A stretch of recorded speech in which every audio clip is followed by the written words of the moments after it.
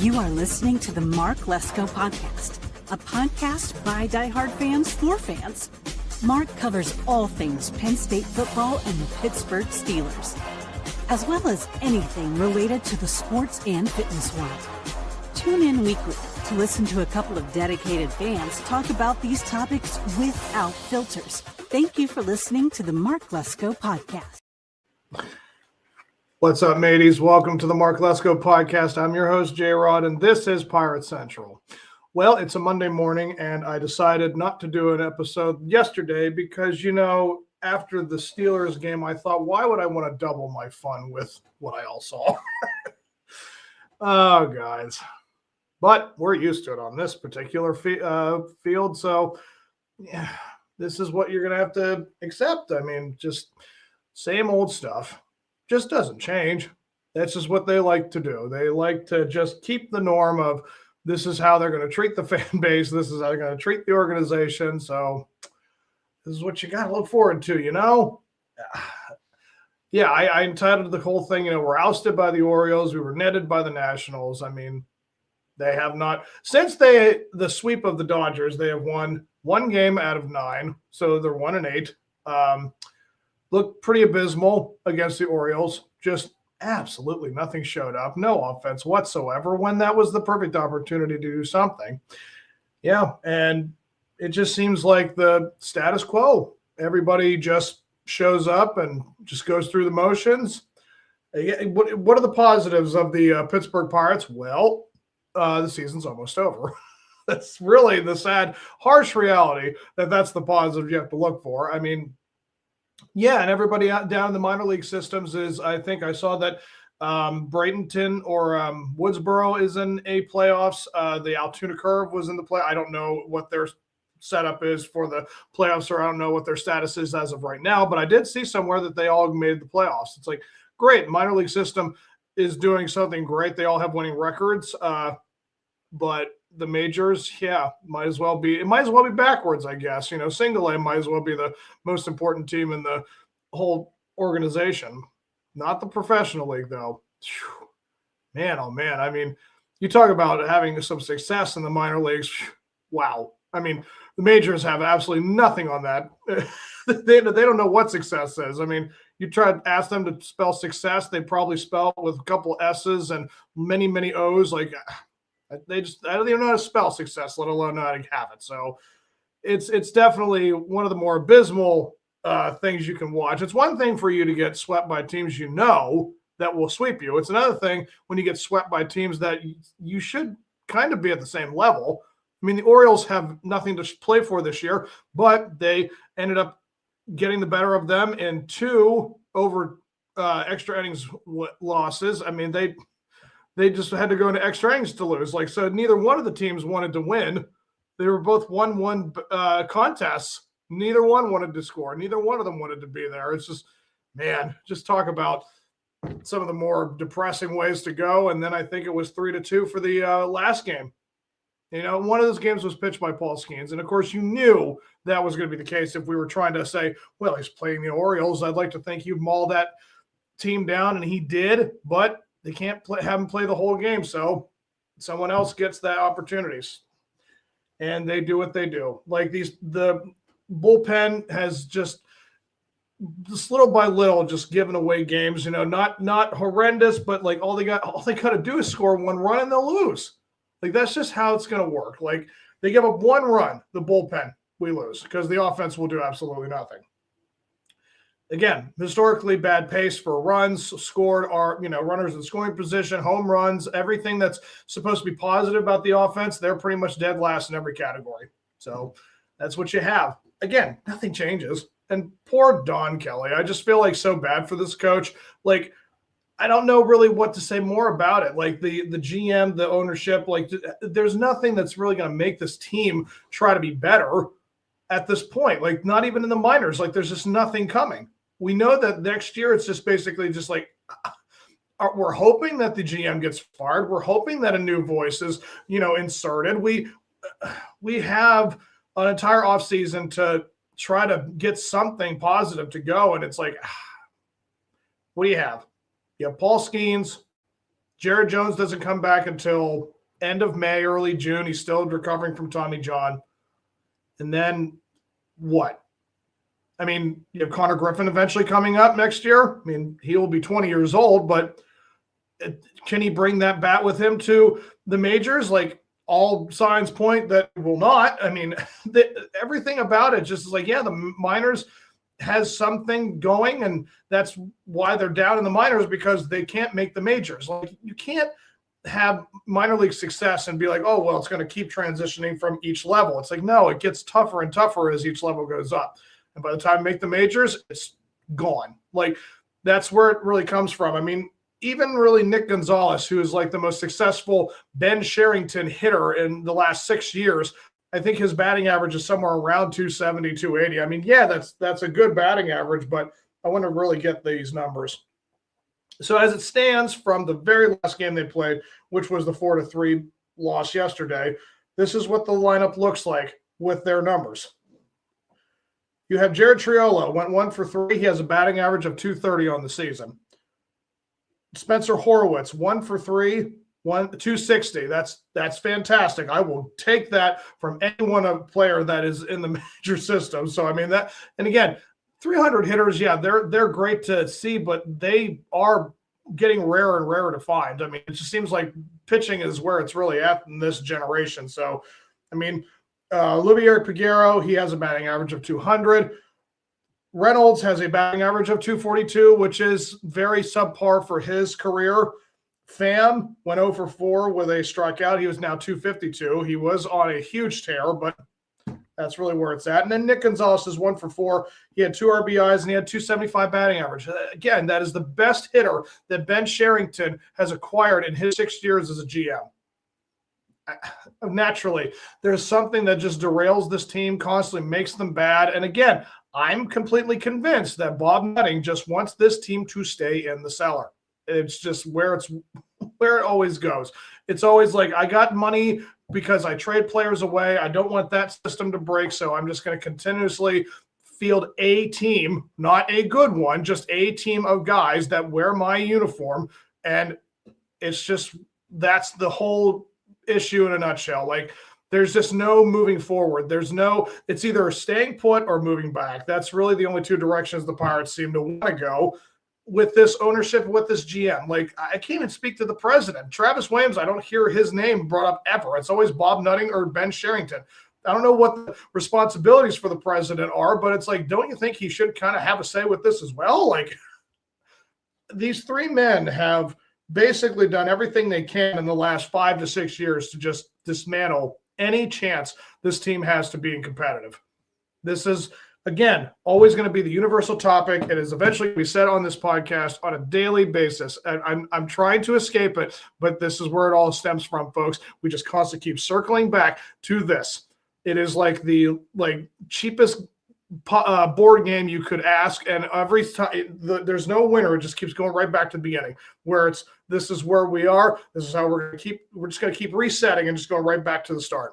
And it's just never, ever positive. It's just absolutely incredible. Like how, yes, the only thing he has going for him, Ben Sherrington, is that he has acquired pitchers. Yes, that is always nice to know that there is some success throughout his entire tenure.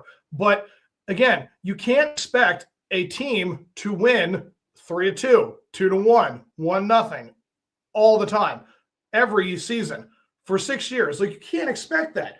There's no way you see what you have with the pitching and being like, oh yeah, well, our offense just has to bat 2-10. No, that's never ever the attitude you should have. Like, you need to have some power in the bat. You need to start scoring guys. You need to have at least an attitude that you want to score at least 5 runs a game. I don't think that's asking like a whole lot. I mean, if I would say, oh, let's score 7-8 runs a game, that I think is just, ludicrous. But this is what we have. We have a team where a pitching staff can have an ERA of 3.2, but we score 2.2. Like, it's always going to be the situation where these guys only give up so much, but we only hit so much.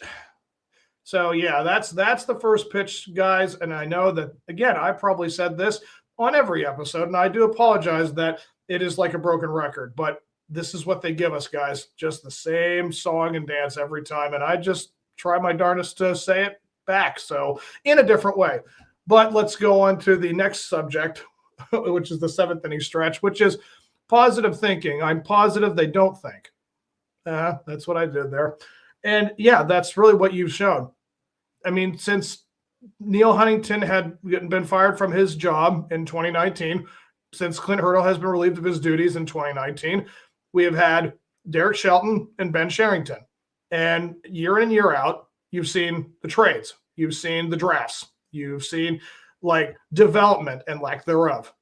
Like there has got to be some point of improvement, some point of just like it getting better. Like there has to have that kind of mentality.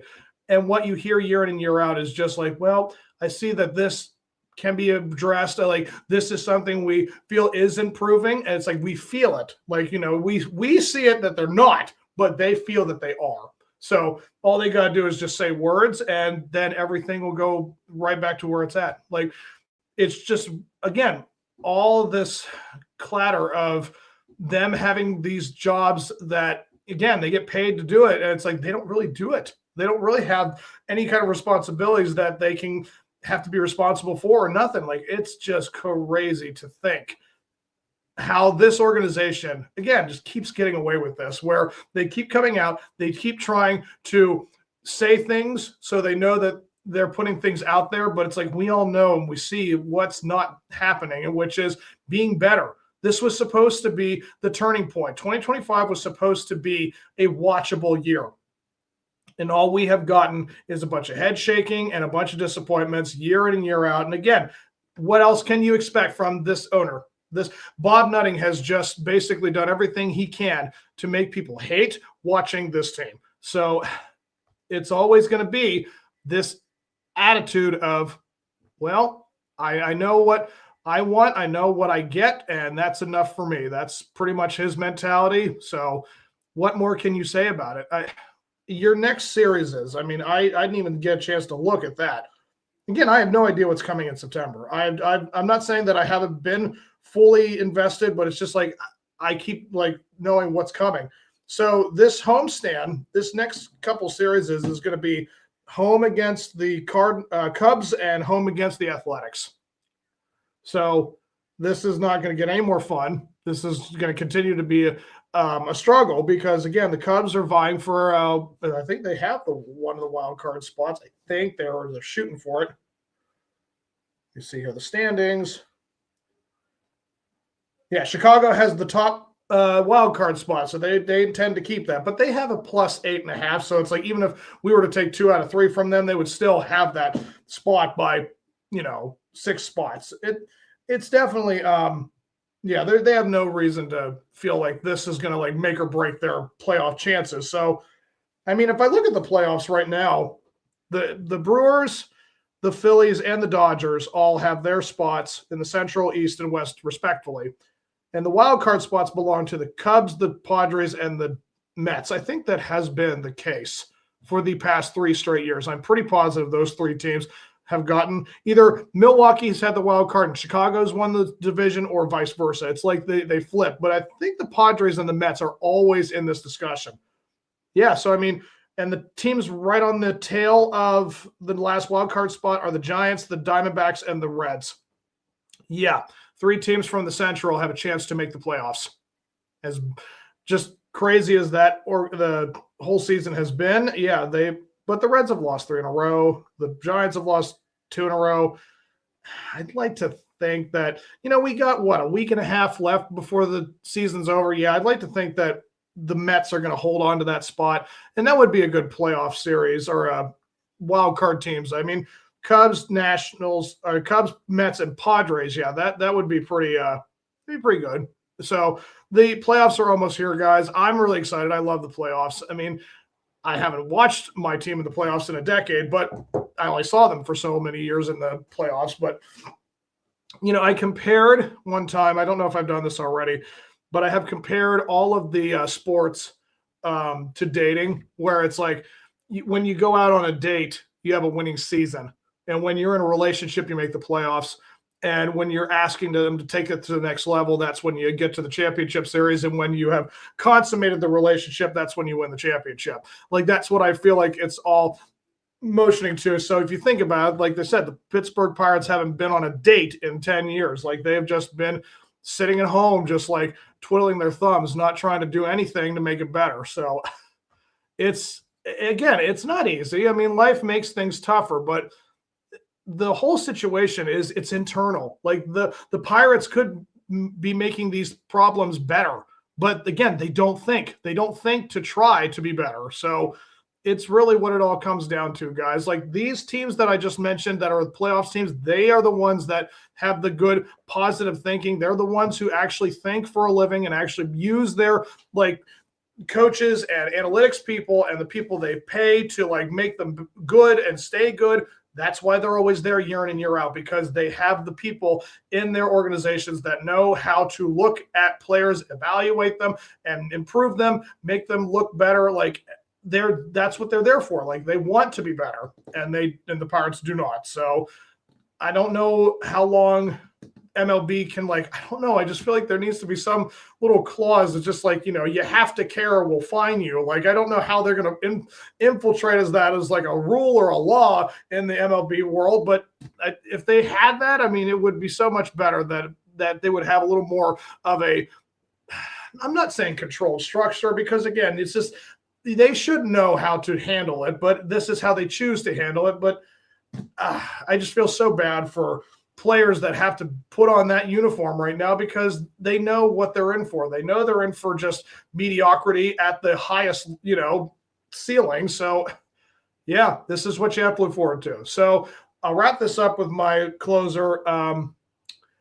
Again, I know that the playoffs are here soon. And yeah, I think it's one of the best atmospheres in all of the sporting world. The playoffs, like, there's something about when it gets to be fall, it gets a little cooler out, and then you sit in the stands and it's like, I don't know, there's that feeling of like being in that chill air where it's actually a lot of fun to like sit and watch a game. Now, I can only speak for what I've seen in these last few World Series, but they have actually been some of the more entertaining ones. And yes, I do have to admit, last year when they had the Yankees and the Dodgers, it was entertaining baseball. It was a good World Series. So knowing what that would feel like as a Pittsburgh Pirate, I mean, it's like I could never fathom, because I've never seen a team. Now, I think, again, the only time I ever saw a team that I thought was close enough to make the World Series as a team was probably the 2015 team.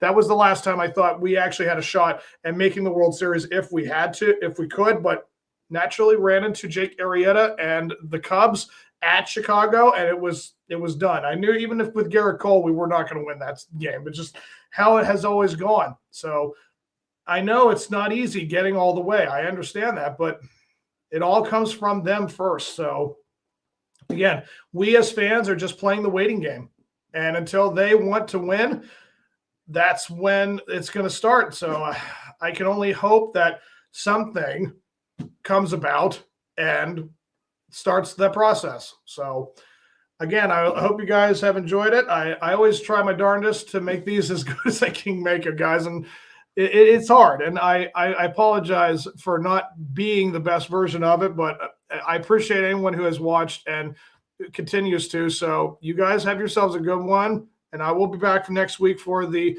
reaction to the next series. And the season will almost be over, guys. 2025 will almost be in the rear view. It was a disappointing one for sure, but that's why the next season happens. You start over again, and hopefully it's better. So you guys have yourselves a great one. And until next time, let's go Bucks.